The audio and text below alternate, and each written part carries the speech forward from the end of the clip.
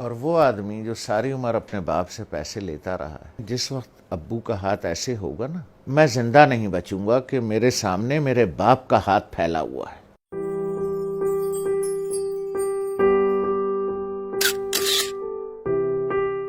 تو ہم امی کے کمرے میں بیٹھے تھے، وہ اپنے سامنے بیٹھی ہوئی تھیں۔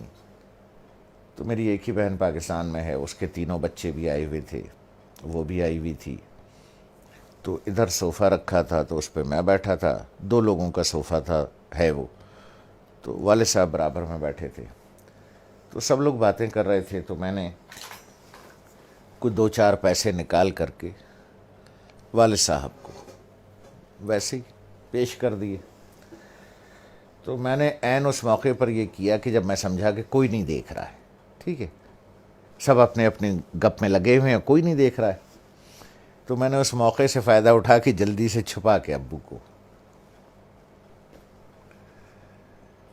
مجھے نہیں پتا تھا کہ امی دیکھ رہی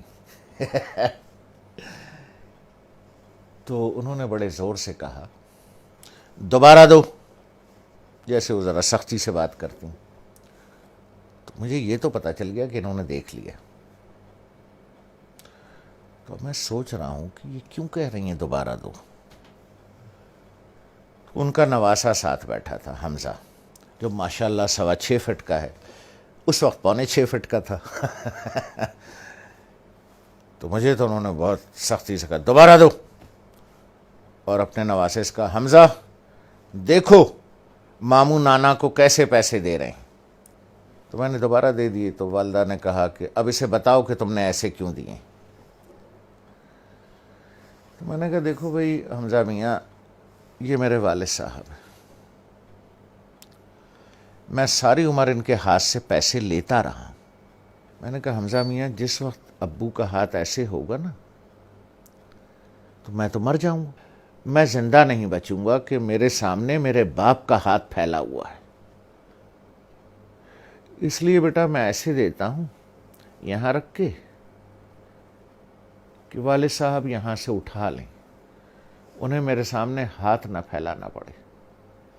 جس طرح سے پرانے وقتوں میں بادشاہوں کو نظر اور نیاز دی جاتی تھی نا، یوں کر کے، اور بادشاہ اگر قبول کر لے، اٹھا لے، تو وہ نیاز قبول ہو جاتی تھی۔ جیسے آج بھی مزاروں پر ادھر ادھر پیروں کو ایسے کر کے نظر دی جاتی ہے، پیر صاحب ہاتھ لگا دیتے ہیں یا کبھی کبھی اٹھا بھی لیتے ہیں، تو سمجھیے وہ نظر اور وہ نیاز قبول ہو گئی۔ تو اس لیے میں ایسے کر کے نظر پیش کرتا ہوں، چھپا کے کہ کوئی دیکھ نہ لے ہیں کہ باپ ہاتھ پھیلا رہا ہے۔ نہیں نہیں نہیں، باپ نظر قبول کر رہا ہے، اس نے ہاتھ لگا دیا تو قبول ہو گیا۔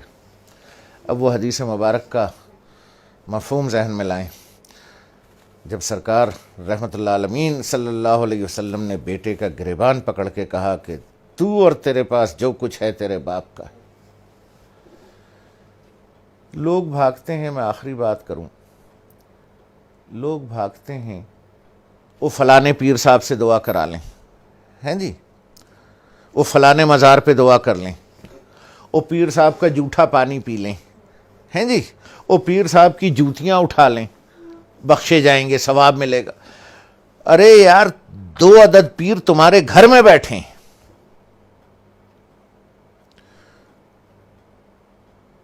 ایک عورت ایک مرد، 2 پیر تمہارے گھر میں بیٹھے ہیں یار، جا کے ان کی جوتیاں سیدھی کر، ان کا جھوٹا پانی پی، ان کے پیر دبا، پیر صاحب کے بجائے باپ کو نظر اور نیاز پیش کر، جا کے ابا کے جوتے پالش کر، ماں کی چپلیں سیدھی کر کے رکھ۔ 2 پیر گھر میں بیٹھے ہیں، ان کو چھوڑ کے اللہ کو ڈھونڈنے کہیں اور جاتے ہو، شرم نہیں آتی؟